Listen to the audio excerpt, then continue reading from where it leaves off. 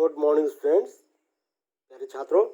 कल मैंने आपको सन्निकटन जो एक्सरसाइज थी वो एक्सरसाइज कराई। संभवतः आपने जो गृह कार्य के लिए दिए गए प्रश्न वो हल कर लिए होंगे। अब इससे आगे अवकलनों के अनुप्रयोग के अंतर्गत आपको अगले चैप्टर उच्चतम और निम्नतम, मैक्सिमा और मिनिमा से मैं परिचित कराता हूँ। क्या है ये मैक्सिमा और मिनिमा? प्यारे छात्रों, साधारण कॉन्सेप्ट में ये कहूँ मैं कि आप अब तक जानते रहे होंगे कि हम जब किसी भी फलन का ज्यामितीय निरूपण करते हैं तो ज्यामितीय निरूपण करते समय हम देखते हैं कि किन्हीं बिंदुओं पर फलन का मान आपको किसी अंतराल में अधिकतम प्राप्त होता है और किन्हीं बिंदुओं पर आपको फलन का मान कम प्राप्त होता है।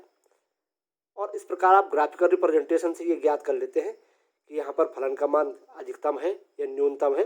उसी को हम उच्चिष्ट और निम्निष्ट या उच्चतम और निम्नतम या मैक्सिमा और मिनिमा कह लेते हैं। लेकिन इसका हमारे व्यावहारिक जीवन में क्या अनुप्रयोग है और अवकल गणित की सहायता से हम इसको कैसे ज्ञात करेंगे, इसके बारे में मैं तुमको इस चैप्टर में समझाऊंगा। बड़ा महत्वपूर्ण पार्ट है, बहुत ही इंटरेस्टिंग चैप्टर है। आप इसको ध्यान से देखिएगा। कोई शंका होती हो, कहीं पर कोई परीक्षा होती हो तो आप मुझसे व्हाट्सएप पे या फ़ोन पे बात करके उसका समाधान कर सकते हैं। तो मैं आपको बता रहा हूँ कि इसका वास्तविक व्यावहारिक जीवन में क्या अनुप्रयोग है। इसके लिए आप देखिए, माना कुछ देर के लिए सोचिए कि कोई कंपनी कुछ रॉ मटेरियल के साथ में किसी प्रोडक्ट को बनाती है, कोई सामान बनाती है, तो हमेशा कंपनी यह सोचेगी कि कम से कम मटेरियल खर्च होने पर उसे अधिक से अधिक जो उत्पाद प्राप्त हो, जिससे कि उसे अधिक से अधिक लाभांश प्राप्त हो। यह मूल्य निर्धारण किस प्रकार से किया जाए कि जिससे कि अधिकांश लाभांश प्राप्त हो। देखो, लाभांश प्राप्त करने के दो तरीके हैं। एक तो ये है कि आपने प्रोडक्ट का मूल्य बहुत अधिक रख दिया, लाभ बहुत अधिक रख दिया, लेकिन पता चला कि उससे बिक्री कम हो गई। दूसरा ये है कि आपने प्रोडक्ट बहुत अधिक मात्रा में बेचा, लाभांश घटाया, लेकिन सकल लाभ उससे बढ़ गया। तो ऐसी गणनाओं का आकलन करने के लिए हमें इस मैक्सिमा और मिनिमा की आवश्यकता पड़ती है। कुछ देर के लिए सोचिए, आप जानते हैं कि y बराबर fx, हमने एक फलन को लिखा। हमने कहा यहाँ पर देखो x एक स्वतंत्र चर है और y एक परतंत्र चर है, अर्थात x का मान बदलने के साथ साथ y का मान स्वयं में बदलता रहता है। x और y यहाँ पर एक इस प्रकार के संबंध के द्वारा जुड़े हुए हैं जहाँ पर कि x के प्रत्येक मान के लिए y में एक अद्वितीय प्रतिबिंब है, अतः यह एक फलन है ना। तो इस प्रकार आप जानते हैं x के प्रत्येक मान के लिए y के लिए आपको एक विशिष्ट मान प्राप्त होता है, एक अद्वितीय मान प्राप्त होता है। तो इस प्रकार से हम जानते हैं कि x के मान को बदलने के सापेक्ष y के मान में स्वतः ही परिवर्तन होता रहता है। ऐसे ही माना यदि मैं ये कह दूं y बराबर fx बराबर कह दूं मैं x square plus 3x plus 2, suppose मैंने एक फलन बनाया। इस फलन में मैंने कहा कि y जो है x पर इस प्रकार से निर्भर है, x square plus 3x plus 2। अब मैं कहता हूँ कि माना कोई कंपनी कोई रॉ मटेरियल है, उस मटेरियल के हिसाब से अपना कोई उत्पाद बनाती है। जैसे सोचिएगा, माना कोई एक अलमारी बनाने वाला है, वह स्टील की चादरों से अलमारियाँ बनाता है। तो वह स्टील को किस प्रकार से काटे, किस प्रकार से उसका वेल यूटिलाइजेशन करे कि जिससे कम से कम वेस्टेज हो और उससे अधिकतम अलमारियाँ बन सकेंगी। और जब अधिकतम अलमारियाँ बन सकेंगी तो निश्चित तौर पर उसका लाभांश भी बढ़ेगा।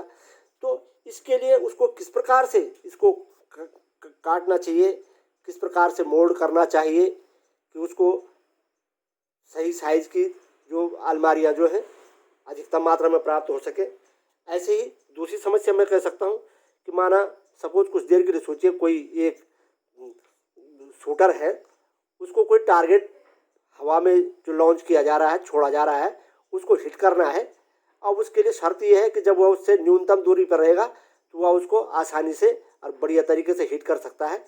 तो अब वो किस प्रकार से अपनी पोजीशन ले कि जब जिस पोजीशन से जो ऑब्जेक्ट जो है वो थ्रो किया जा रहा है, उस पोजीशन से वह किस पोजीशन पर रहे कि जो उसको मिनिमम डिस्टेंस पे जैसे ही वो आता हो वहाँ पर वो उसको हिट कर सके। तो इस प्रकार की गणनाओं को समाधान करने के लिए हमको उच्च स्तर निम्न स्तर की आवश्यकता पड़ती है।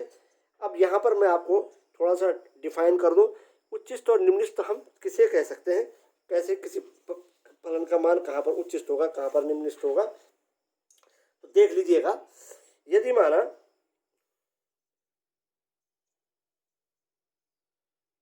पहली कंडीशन है, माना किसी अंतराल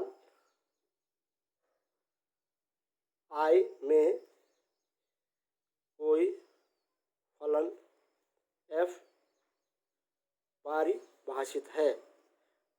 फलन के पारिभाषित होने का अर्थ है कि इसमें फलन के प्रत्येक जो बिंदु है, प्रांत के प्रत्येक बिंदु के लिए क्षय प्रांत में एक अद्वितीय प्रतिबिंब है। तो इस स्थिति में तो कंडीशन नंबर 1 हो गया, f का उच्चतम मान अंतराल I में होगा। यदि f के उच्चतम मान का अंतराल I में क्या होगा, वो यदि अंतराल I में किसी बिंदु x इक्वल टू c का अस्तित्व इस प्रकार से हो,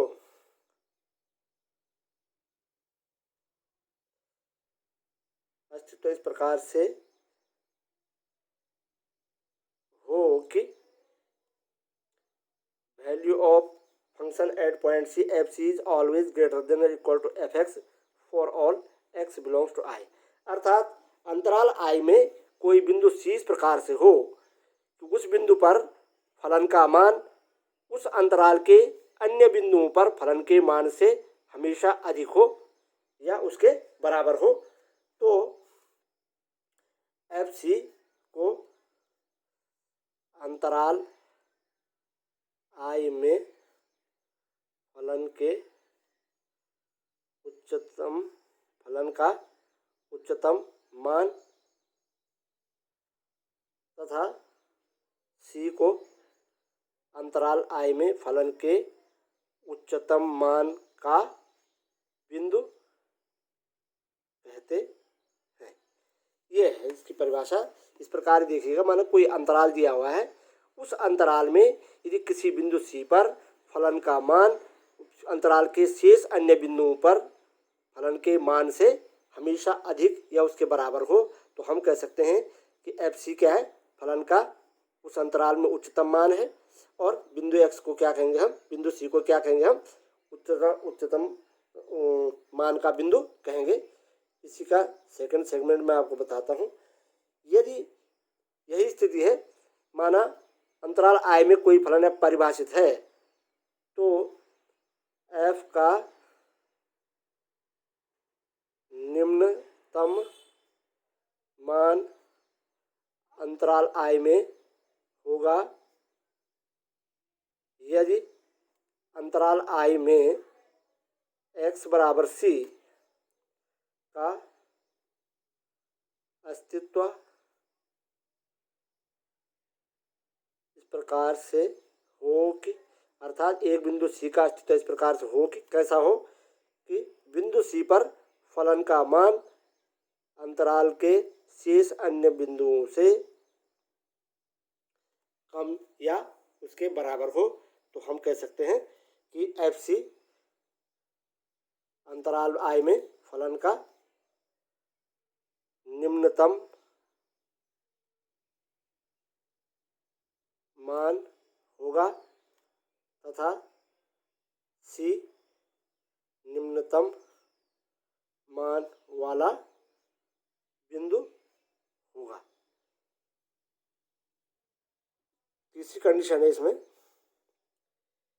कि I में f एक चरम मान रखने वाला फलन कहलाएगा यदि I में किसी बिंदु C का अस्तित्व इस प्रकार से है कि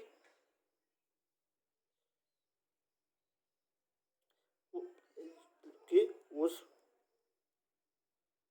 बिंदु पर फलन का मान उच्चतम या निम्नतम है।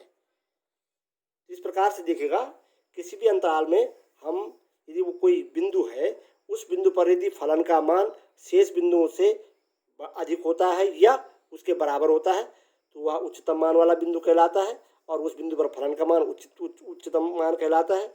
यदि उस अंतराल दिए गए अंतराल में किसी बिंदु पर फलन का मान, बिंदु C पर फलन का मान शेष बिंदु से पर फलन के मान से कम या उसके बराबर है, तो हम कह सकते हैं कि वह बिंदु C पर फलन का मान क्या होगा, उसका निम्नतम मान होगा, तथा वह बिंदु C निम्नतम मान वाला बिंदु कहलाएगा। और इस प्रकार से जिस बिंदु पर फलन का उच्चतम या निम्नतम मान प्राप्त होता है किसी अंतराल में, तो हम उसको चरम मान वाला फलन कहते हैं। ऐसे फलन का हम चरम मान ज्ञात कर सकते हैं, जिसमें कि कोई न कोई उच्चिष्ट या निम्निष्ट बिंदु तुमको प्राप्त होता है। कुछ देर के लिए आपको मैं एक एग्जाम्पल के द्वारा दिखाता हूँ। माना y बराबर fx बराबर एक्स स्क्वायर प्लस 2, जहाँ x बिलोंग्स टू r एक कोई फलन है। यहाँ पर हमको यह ज्ञात करना है कि इसका उच्चतम मान और निम्नतम मान क्या है। देखो कैसे हम ज्ञात करेंगे, कैसे समझेंगे, देख लीजिएगा। इस फलन के लिए मैं एक ग्राफ प्लॉट करता हूँ। फलन y बराबर F X equal to X square plus 2 के लिए ग्राफ खींचने पर, मैं इसके लिए ग्राफ खींच करके आपको दिखाता हूँ। देखिए हम कोई भी ग्राफ कैसे खींचते हैं। हमने कहा फलन में यदि x बराबर, तो उसके लिए y का मान कितना प्राप्त होता है। चलिए सब x के डिफरेंट वैल्यूज में ज्ञात कर रहा हूँ। x बराबर हमने कहा 0, तो y का मान कितना होगा 2।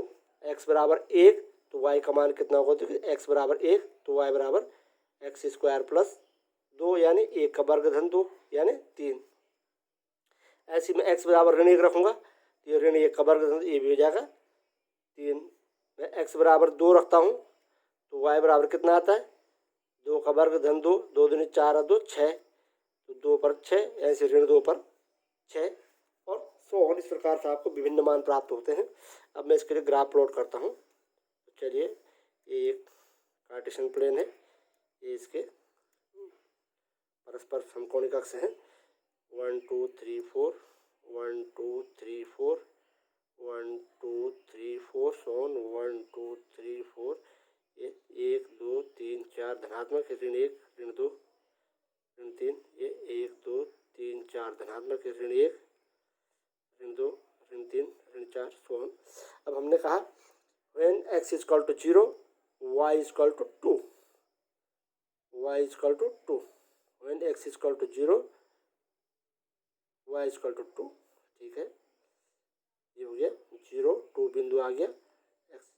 when x is equal to 1 y is equal to 3, x is equal to -1 y is equal to -3,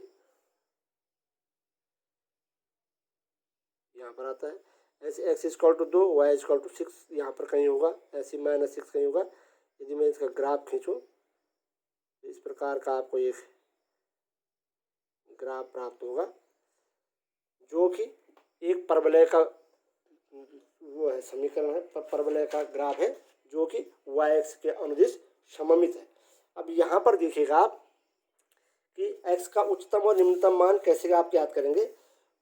इस आलेख में देखिए, आलेख में जब x बराबर 0, तो एफ एक्स बराबर है 0 का वर्ग धन 2 बराबर 2।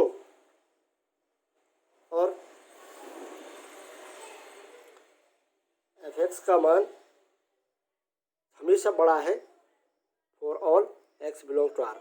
यदि सभी वास्तविक संख्याओं के लिए यदि मैं x का मान कुछ भी रखूं, क्योंकि x इजकल टू है f(x) इजकल टू है x स्क्वायर प्लस 2, यहाँ पर वर्ग पद हमेशा धनात्मक होगा अर्थात हमेशा बढ़ता जाएगा। तो f(x) का मान हमेशा क्या होगा, शून्य या शून्य से अधिक प्राप्त हो रहा है सभी x के लिए।